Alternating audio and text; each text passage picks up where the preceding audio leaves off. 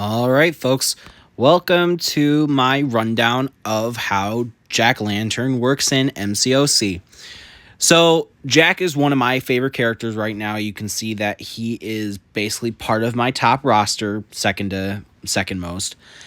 So, how Jack works is very intricate tech champion. Very similar to Guardian in a way if you are a Guardian player. But one of the main things we'll point out in his kit is you're going to have that immunity to reverse controls, incinerate effects, and you can parry on non-contact.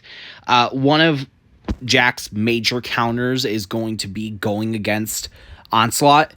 He's great for Onslaught. You can also tell that from his signature ability. I do not have his signature ability, but during opponent special attacks, you gain a non-stacking bulwark buff, which will grant you a specific amount of block proficiency depending on your sig level, as well as suffering from any energy damage passives, in this case, neural shocks.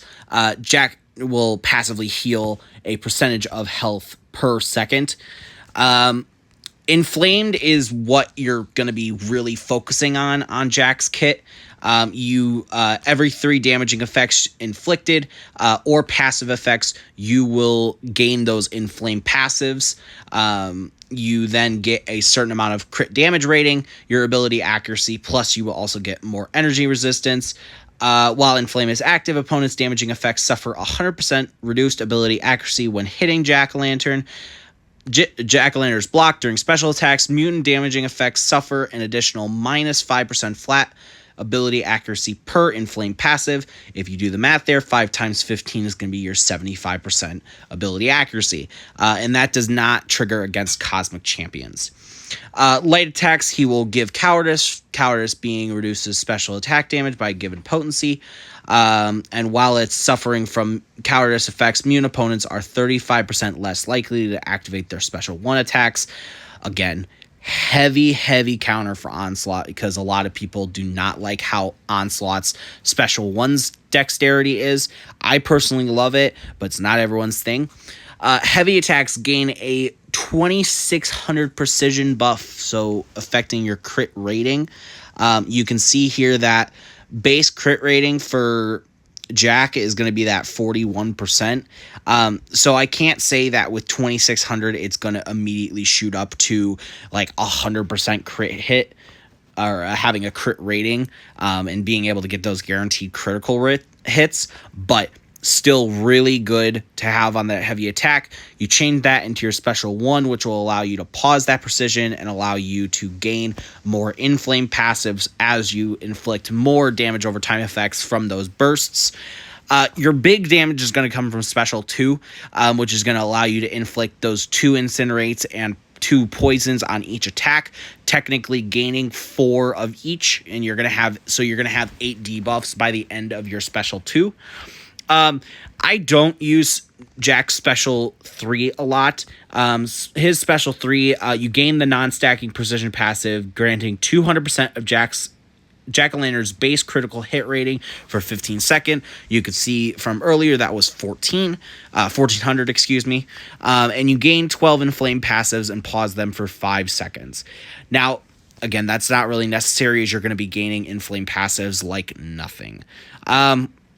As far as stat focus, I really like having crit damage rating, as it's going to allow him to hit harder on those burst damage with the incinerate or plasma.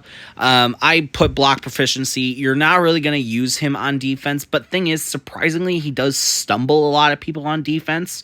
So you can throw him in if you're kind of in a sticky situation for Battlegrounds, but that's kind of just a simple breakdown of Jack-o'-lantern and how he looks. I will say I love his outfit. I love the Scarecrow aesthetic. He came out during the Halloween time. He released with Scream back in October of 2024, obviously being a 2024 champion.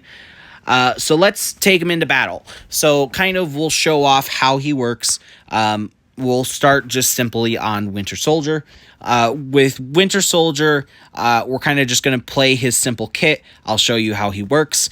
What we're going to do, since he has that crit rating, he is going to get those bursts. You'll see the red numbers pop up. One was just for 8,000. Once I end those light hits, we're going to end that with Cowardice, which will allow him to gain more of those stacking passives and allow him to gain Inflamed more.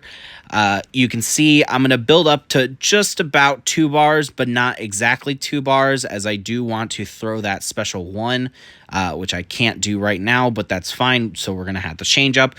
We'll do that. I'm going to throw my Precision to allow it to have for full effect duration in the special 2, which is going to give that super big damage there to kind of just show off. I'm going to pause and we're going to then throw that special 1 that allows for that crit rating to go off.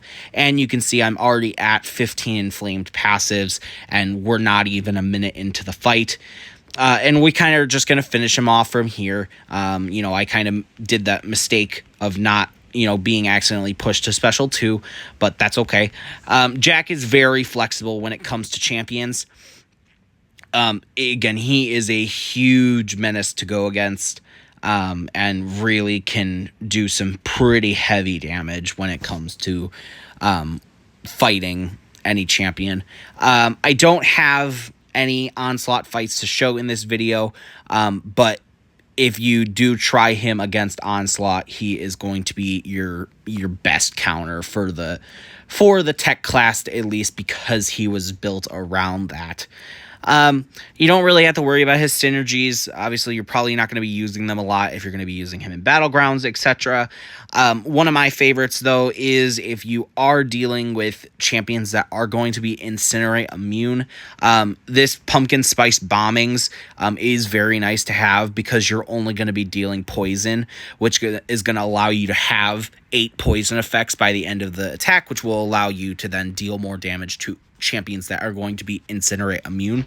And that's going to be really it for Jack-o'-lantern. Like I said, pretty good champion for what I have him. Yes, I have him at rank 3, but even if you have him at rank 1, can possibly even take him to rank 2, he'll do you blasts, whether it be in Battlegrounds, Alliance Wars, Alliance Quests, however you see fit to use him. But definitely going to be a big game changer as part of your roster. Thanks, guys.